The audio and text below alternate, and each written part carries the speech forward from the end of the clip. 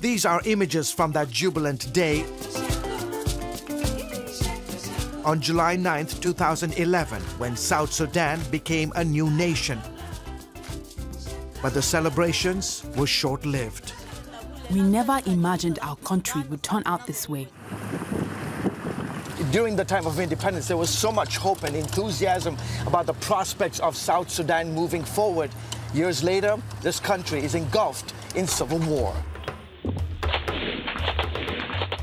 The fighting started in the capital, Juba, in December 2013 after the president accused his vice president of an attempted coup. Soldiers loyal to both men turned on each other. Since then, war has engulfed 7 of the country's 10 provinces. Too many people are getting killed. So many, yeah, including small children. Yeah. How do you feel about women? This? Tell me, how do you feel? No, it's really very bad. I feel sorry as a Southern. In 4 short years, South Sudan went from the world's newest country to its most fragile. This country has been one of the neediest countries in the world. It is a cesspool of human suffering. And I wondered if I might close with just a quick prayer. Rich Stearns is president of World Vision US. His group has been working in South Sudan since 1989.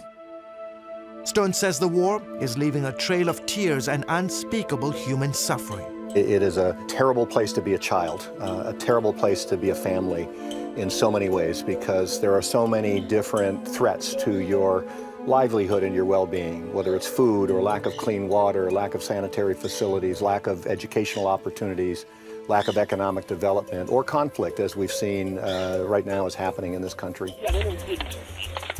Violence committed by both sides is intensifying. The UN says hundreds of girls as young as 8 have been gang raped and murdered. Boys have been castrated and left to bleed to death. Last week, UN investigators accused South Sudanese government soldiers of raping scores of women and girls, then burning them alive.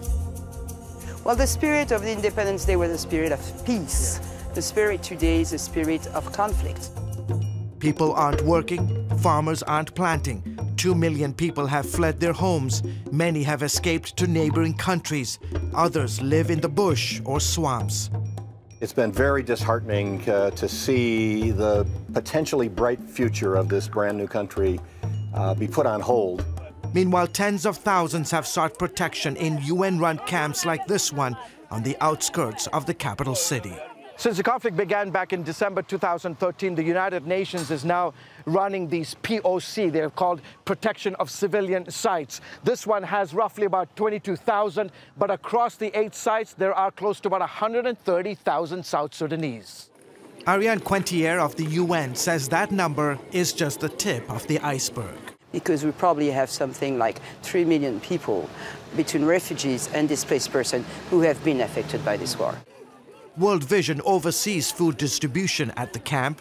Ngure Muruti heads the operation and says his team ensures that no one slips through the cracks without food. They get sorghum, they get beans, they get vegetable oil, and they get salt.